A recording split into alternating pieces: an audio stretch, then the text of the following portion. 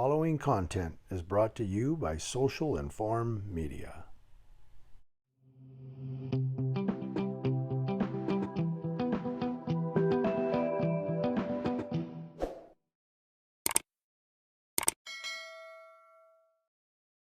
This story comes from LATimes.com. From the Los Angeles Times, this is more kind of an interest story, but it deals with the LAPD and it raises a lot of questions I think you're going to be asking yourself and asking the LA Times and asking the LAPD.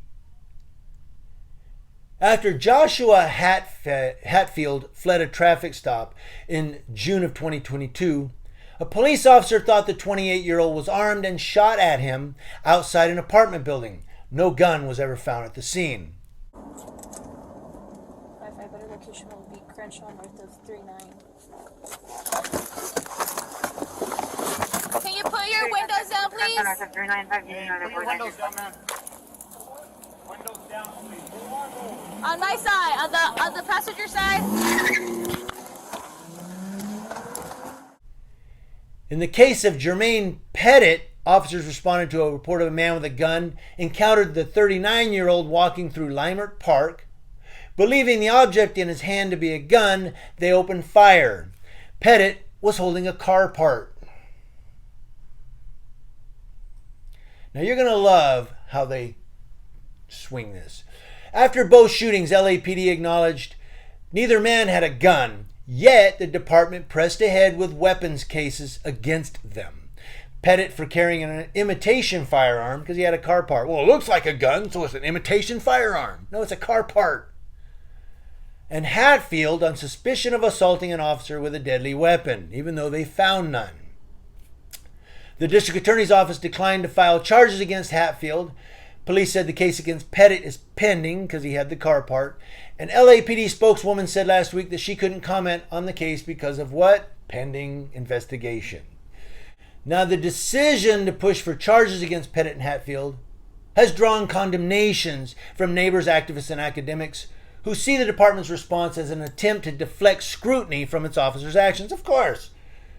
At least 5 times this year, LAPD officers have opened fire on people holding something other than a gun or, a knife, like a butane lighter, a car part, like in Pettit's case, a cell phone, like Stephen Clark's case up in Sacramento. He was shot in the back.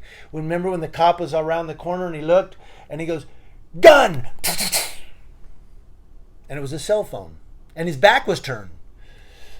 In 4 of those cases, police pursued weapons charges. 4. Even if the cases are eventually dropped, the LAPD's decision to pursue charges against the 2 men is problematic, said the professor at Loyola Law School, Lori Levinson. Now, while it might seem reasonable for an officer to mistake an object for a gun during a fast-moving encounter, it could happen.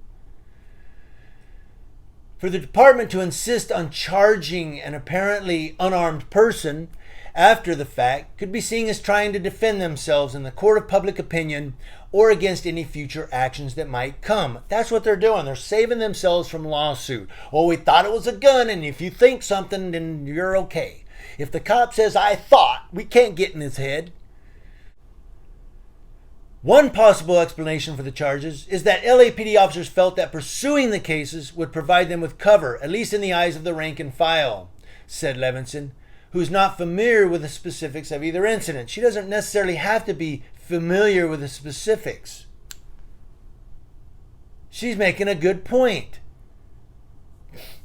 She makes a good point, whether she knows the specifics or not.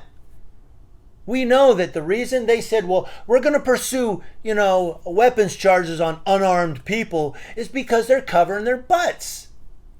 CYA. At a news conference later that night, an LAPD spokesman said Pettit was carrying a weapon when police responded to a call about a man with a gun. At a police commission meeting the next day, LAPD Chief Michael Moore stupid, clarified that Pettit was carrying an auto part known as a latch actuator. Cases received widespread attention on social media where commentators have questioned how officers could mistake the actuator for a weapon and why police were slow to acknowledge that Pettit was not armed because they don't want to look stupid. Of course they're slow to acknowledge that. Well, it looked like a gun. But it wasn't. Now, in an interview, LAPD spokeswoman Captain Kelly Muniz clarified that the meeting was intended as a briefing and not a Q&A session. No, we're not answering questions. We're just telling you what's up. Because of an ongoing internal investigation, she said police were limited in what they could say publicly. Then why have a briefing? Regarding the department's inconsistent messaging about the incident, she said the bottom line is that whatever goes into the news release is the department's stance. Yes, whatever our officers say, that's what happened. That's why you film police interactions. When you see the cops doing something with somebody, get your damn cameras out, get your smartphones out, and start recording. Because she just said, whatever goes into the news release, that's our stance. Wrong or right, that's what we're going with. That's our story, and we're sticking to it. Munoz said of the auto part, we've acknowledged that it is not a firearm. We cannot say what the officers perceived it as. There you go, that get into their mind thing. It is true that it is not uncommon for suspects to be armed, and in the process of evading police, they're able to dispose of or hide a weapon we can't find. Now all of a sudden he had a gun that he threw away and they can't find it. That's what she's implying here. It could be that. And we're supposed to buy into that. Get the hell out of here. Now, Pastor Eddie Anderson said such episodes continue to undermine public confidence in the department and call into question, in his mind, how much law enforcement has really changed since the murder of George Floyd in 2020. Not much. Not much. It's like, okay, see what I look like? Look, I look different. No, you look the same. You just don't have glasses on. Yes, exactly. The police department today, or police departments today, law enforcement today, kind of looks the same as George Floyd. Except the lines are blurred a little bit more now. I think we've taken our glasses off. I don't know. I'm trying to make something of that. But Pastor Eddie Anderson said we've changed the laws or tried to change the laws around excessive force. It's just another case in point where officers shoot first and then ask questions later. That's true, and you're about to hear that in just a second, where you're going to go, what the... Okay, so now he is affiliated with McCarty Memorial Christian Church in West Adams. He said it makes them more of a threat to the community than a safety net. Now you're getting it.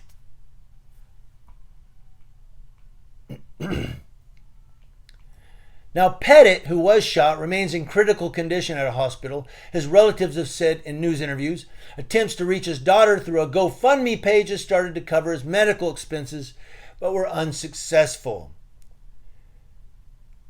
Alex Robin Lucas, who lives near the shooting scene, said the incident jolted the Limert Park neighborhood, long considered a cultural hub for black culture and a bastion of anti-police violence activism. Well, they're really going to start activating now, right?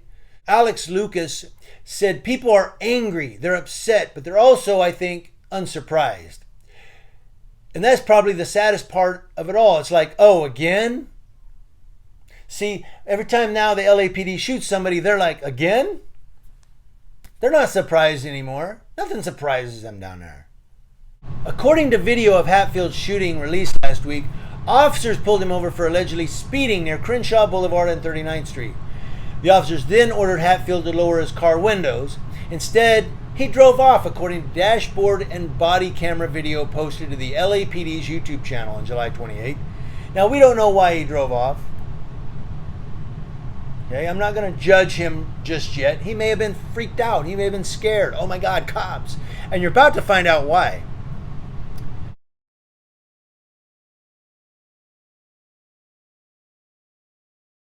Fucking hands up! Hey, stop!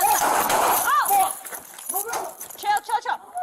Item 5-5. Let me get help. Shots fired. 415 man with a gun.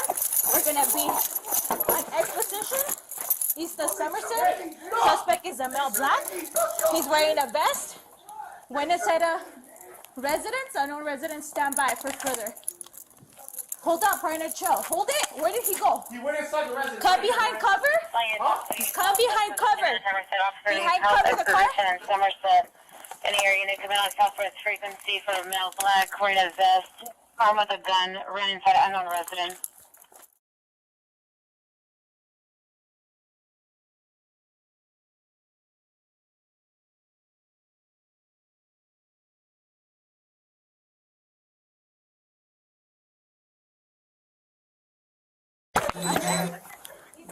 Hey, stop! They shoot at me. Fuck y'all, man. They shoot at me, man. Residents, unknown residents, stand by for further. Hold up, partner, chill. Hold it. Where did he go? He went inside the residence right here, man. Now, what does the other cop do? What does Alvarez do? Alvarez is heard in the footage telling Freund, chill, chill, chill. So one cop shoots. The other cop goes, chill, dude, chill. Hey. See, one cop knew. Hey, dude, what are you doing? Stupid. Don't be shooting. She then radioed for backup, telling the dispatcher that the police were engaged with a man with a gun. In the meantime, Hatfield ran into one of the apartment units. She tells the other cop, chill, and then says, we got a man with a gun. Why? Because her partner fired and they've got to back him up. Not, we have a suspect on the outstanding. No, we got a man with a gun. Why? Because my partner fired at him, even though you told him to chill his ass out. And I get that he ran from him and all of that, but again, it goes back to shoot first, ask later. And of course, what happened is they get to him, he emerges, he's basically, okay, lays on the ground. They converge on him and he's heard yelling, y'all shot at me. I ain't got sir. I ain't got nothing. And they all shot at him. Look to your right. Look right. Sir, look right. Can I fucking talk? Look right. Right, you guys ready? Yep. Yeah. All right, go ahead and push up a little more. Look right, sir. Look right. Y'all shot at me. Look right. Y'all shot at me, man. I ain't got shit, man. I ain't got shit, sir. I ain't got nothing. I ain't got shit, man. I ain't got nothing, man. I ain't got shit, man. I ain't got shit, man. I ain't got shit, man. I haven't did anything. I haven't did anything. I don't got nothing. All right, get up. I'm telling you, I don't got nothing. All right, hey, you too. Go ahead and take him in. Yeah. He was booked on suspicion of assault with a deadly weapon on a police officer. But the Los Angeles County District Attorney's Office declined the case, citing a lack of sufficient evidence. Why? Because they couldn't find any gun.